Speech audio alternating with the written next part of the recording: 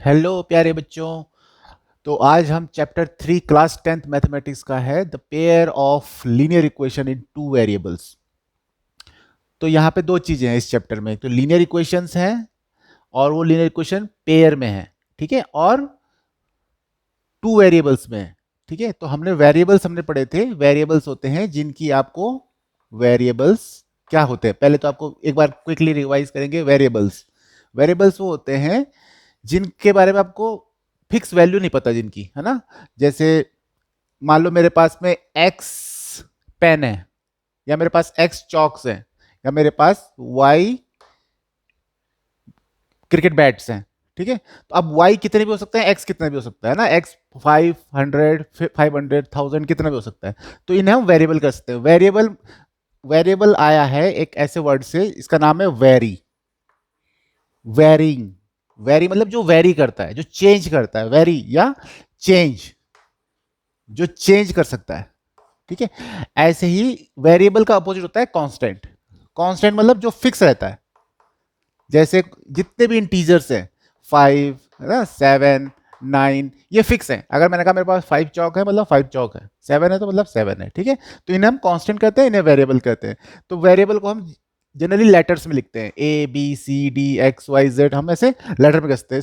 उसके अंदर value hidden है ना। It's just like a box, a close box, जिसके बारे में आपको पता नहीं है कि उसके अंदर कितनी चीजें छुपी हुई हैं, ठीक है। तो ये है वेरिएबल्स। अब इसके बाद हमने पिछली कुछ क्लासेस में हमने डिस्कस किया था इक्वेशन के बारे में, कि लीनियर इक्वेशन, ठीक है। इक्वेशन पहले तो हमें समझना है, इक्वेशंस क्या होती है।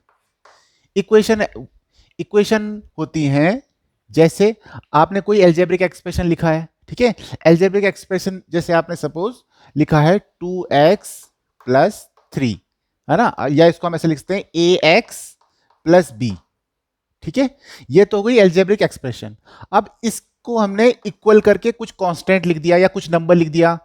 सपोज हमने यहाँ पे 2 लिख दिया, ऐसे हमने ax+b इक्वल टू हमने कुछ c लिख दिया, कुछ कांस्टेंट लिख दिया, ठीक है। 2x+3 is equal to 2। अब ये एक लीनियर इक्वेशन हो गई। ये केवल 2x+3 हमारी एल्जेब्रिक एक्सप्रेशन थी, और इसको हमने इक्वल टू कुछ लिख दिया, 2 लिख दिया, 0 लिख दिया, -1 लिख दिया, -2 लिख दिया, कोई भी इंटीजर हमने इक्वल करके लिख दिया। कोई भी इंटीजर, यहां पे इंटीजर हमने लिख दिया, ये हमारी हो जाएगी लीनियर इक्वेशन, या इसे हम कहेंगे इक्वेशन, ठीक है। अब अगर डिग्री 1 है इस इक्वेशन, इसे हम इक्वेशन कहेंगे, ठीक है। ऐसी बहुत सारी इक्वेशन आप बना सकते हो, जैसे 5x-3 is equal to 0, 2x+7 is equal to 5, ये सारी की सारी इक्वेशन है, सारी की सारी इक्वेशन है। अब ये लीनियर इक्वेशन कब कहेंगे, हम पढ़ रहे हैं लीनियर इक्वेशन। लीनियर इक्वेशन कब कहेंगे, जब इसकी डिग्री 1 हो। डिग्री, है ना, हमने डिग्री भी रिवाइज किया है। डिग्री जब इसकी 1 हो जाए, डिग्री 1 कब होगी, जब जो वेरिएबल है, यहां पे वेरिएबल क्या है, एक्स, एक्स के ऊपर कुछ नहीं है ना। तो जब कुछ नहीं होता है तो उसको हम 1 मान के चलते हैं, ठीक है। 1 को हम लिखते नहीं है, 2 को लिखते हैं, 3 स्क्वायर क्यू हम लिखते हैं, लेकिन हम जब हमने 1 को हम लिखते नहीं है ना। अगर कुछ नहीं है तो उसमें 1 मान के चलना है। तो एक्स की पावर 1 है, तो यहाँ पे 1 है, यहाँ पे भी देखो 1 है, तो ये सारे के सारे डिग्री 1 है। डिग्री 1 मतलब लीनियर। अगर डिग्री 1 है तो उसको हम समझेंगे लीनियर है वो, ठीक है। तो ये लीनियर इक्वेशन है बच्चों। ये देखो एक्स की पावर 1 है, एक्स की पावर 1 है, तो वेरिएबल की पावर हाईएस्ट पावर 1 है, ठीक है। इसलिए इनको लीनियर इक्वेशन कहते हैं। अब जोड़े में अगर इक्वेशन हो, पेयर में आपके पास दो इक्वेशन है, ठीक है, दो इक्वेशन है, तो उसे कहेंगे पेयर ऑफ लीनियर इक्वेशन, ठीक है। अब यहां पे अब हम थोड़ा और आगे चल रहे हैं कि linear equation, pair of linear equation in two variable. अब दो वेरिएबल, देखो यहां पे वेरिएबल कितने हैं, 1, एक्स है केवल, है ना। अब हमने दो अलग अलग वेरिएबल कर दिए कि मेरे पास एक्स तो पेन है और वाई मेरे पास में पेंसिल है, ठीक है। तो हमारे पास दो वेरिएबल हो गए, है ना, दो दो चीजें आ गई, दो अलग अलग चीजें हैं, ठीक है। तो अलग अलग चीजों को, जिनका हमको नंबर नहीं पता एक्चुअली में, उनको हम क्या कहते हैं, वेरिएबल्स, ठीक है। अब देखो, तो टू वेरिएबल्स की हमें लीनियर इक्वेशन बनानी है, ठीक है, यानी कि डिग्री हमें एक रखनी है और वेरिएबल होने चाहिए उसमें 2। तो हम इसका एग्जांपल देखते हैं। तो उसका एग्जांपल देखो बच्चों, उसका एग्जांपल हो जाएगा जैसे x+y इज इक्वल टू 2, या x+y इज इक्वल टू 3, या इज इक्वल टू 5, या is equal to some integer, integer, कुछ इंटीजर हो सकता है, यहाँ पे कुछ भी हो सकता है इंटीजर। अब इंटीजर मतलब माइनस इन्फिनिटी से -100 -1000 -5000 से लेकर के +5000 +5 लाख +5 करोड़ प्लस इन्फिनिटी तक कुछ भी हो सकता है ना। तो अब यहाँ पे देखो डिग्री कितनी है 1, इसकी भी 1 है, ठीक है। तो ये लीनियर इक्वेशन हो गई। अब वेरिएबल कितने हैं, 2 वेरिएबल हो गए, ठीक है। और ये इक्वल टू कुछ इंटीजर है, तो ये इक्वेशन भी हो गई। तो ये हो गया। तो इस तरह का स्टैंडर्ड केस माना जाता है बच्चों। ये वाले हम केस हम इनको हम सॉल्व करने की कोशिश करेंगे। अब 2 वेरिएबल हैं, तो जब भी 2 वेरिएबल होंगे तो एक्स और वाई की वैल्यू आपको निकालने को कहा जाएगा। और एक्स और वाई की वैल्यू निकालने को कहा जाए तो 2 वेरिएबल होते हैं, तो हमेशा आपको इक्वेशन भी 2 चाहिए होंगी। तो आप जैसे x प्लस वाई, ऐसे बहुत सारे एग्जाम्पल हो सकते हैं, जैसे 2x plus 5y is equal to 7, ये एक लीनियर इक्वेशन हो गई। अब जब भी नंबर, मैंने कहा नंबर वेरिएबल के साथ में मल्टीप्लाई होता है, ठीक है, नंबर वेरिएबल के साथ मल्टीप्लाई होता है, तो यहां पे हम कुछ लिख नहीं रहे हैं 2x, हम 2 मल्टीप्लाई x नहीं लिख रहे, ठीक है। इसको हम सीधा सीधा शॉर्टकट में लिखते हैं 2x। 2x है मतलब ये प्रोडक्ट के फॉर्म में है, x के साथ में 2 मल्टीप्लाइड है, y के साथ में 5 मल्टीप्लाइड है, ठीक है। तो 2x plus 5y is equal to 7, ये एक आपकी लीनियर इक्वेशन बन गई, ठीक है। तो आपको 2 इक्वेशन सॉल्व करने को, 2 इक्वेशन दी जाएगी और उसको x और y की वैल्यू आपको निकालने को कहा जाएगा। ये बहुत इजी तरीके से हम इसको करेंगे और इसको कॉन्सेप्ट आपको समझना है बच्चों। कॉन्सेप्ट अगर आप समझोगे तो आप इसमें मार नहीं खाओगे, ठीक है। आपकी बुक में, एनसीईआरटी की जो बुक है उसमें एक अच्छा सा एग्जाम्पल दिया है, पहले ही पन्ने में आपको, उसमें आपको एग्जाम्पल मिल जाएगा। उसमें दिया हुआ है कि एक बच्चा है, वो मेले में गया है, फेयर में गया है, और वहां पे उसने एक बहुत बड़ा, उसने 2 गेम ट्राई किए। एक तो उसने जो ये जायंट व्हील होता है ना, वो चरखी, एक तो उसने वो ट्राई करा, और एक उसने हुपला गेम जो होता है कि ऐसे चक्के फेंक करके, एक सर्कल डिस्क होती है, फेंक करके जिस जिस भी ऑब्जेक्ट में चली जाए वो आपकी हो जाए, है ना, तो उसे कहते हैं हुपला गेम। तो उसने हुपला गेम ट्राई किया और उसने खेला जायंट व्हील, है ना।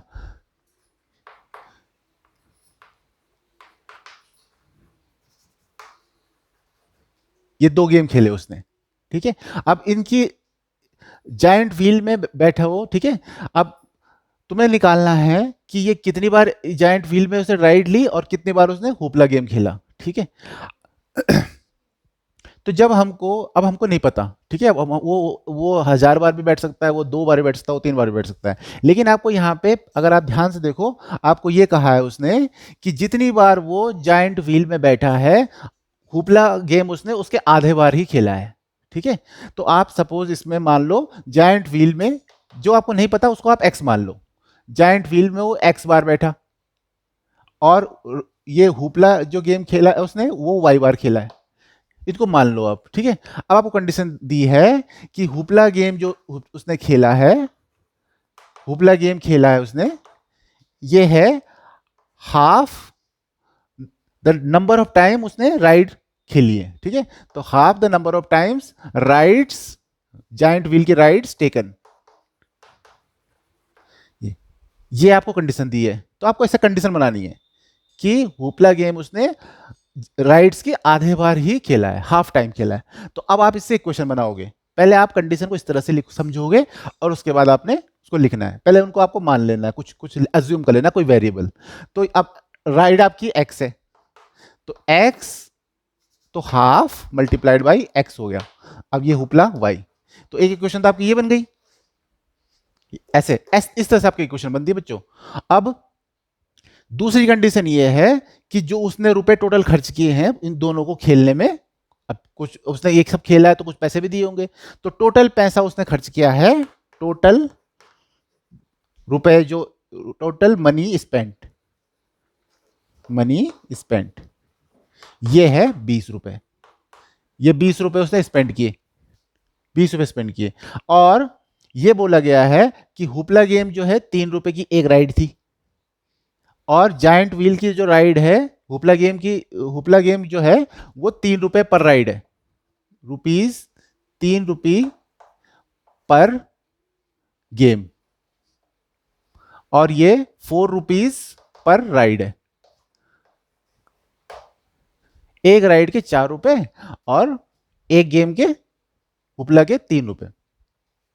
तो कितने रुपए? अब टोटल रुपए हमें ये पता है, ठीक है।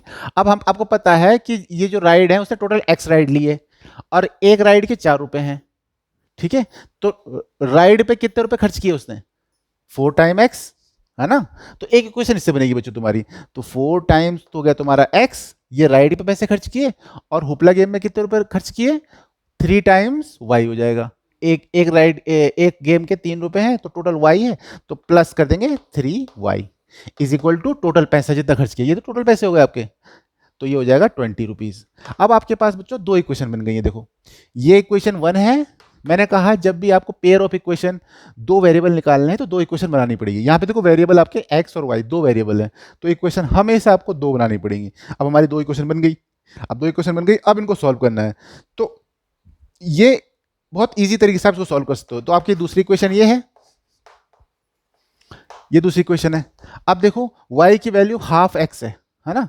y की वैल्यू अगर आप इसमें रख दोगे तो x और x के फॉर्म में आ जाएगा, तो एक ही वेरिएबल हो जाएगी और एक इक्वेशन, एक वेरिएबल और एक इक्वेशन हम इजीली सॉल्व कर लेते हैं। तो y की जगह में हाफ ऑफ x रख दो, ठीक है। तो y की जगह में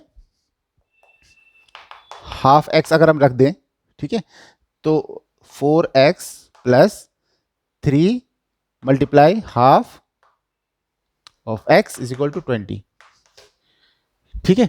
अब हम इनको सॉल्व कर लेंगे। तो ये हो जाएगा 3/2x प्लस 4x, है ना। तो 4x plus 3/2x is equal to 20। तो ये हो जाएगा, इसका एलसीएम लेंगे, ठीक है ना। तो ये हो जाएगा 2 8 8 प्लस 3 11। तो इसको हम यहाँ पे कर सकते हैं।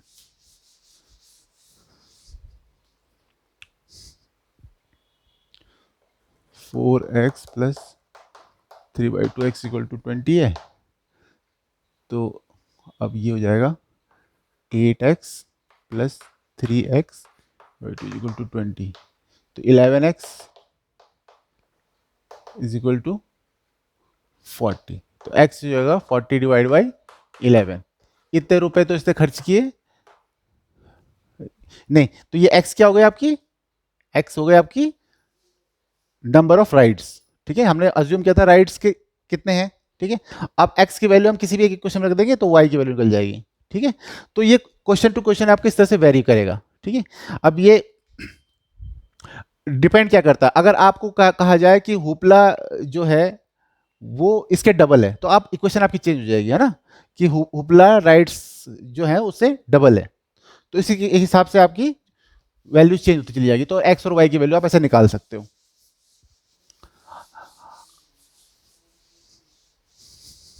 ठीक है बच्चों, तो इस तरह से हम आगे करेंगे इसको। तो आई होप आप इसको, आपको समझ में आ रहा होगा कि जो मैं क्या करवा रहा हूँ। तो इसको आप ट्राई करो, ठीक है। Bye bye.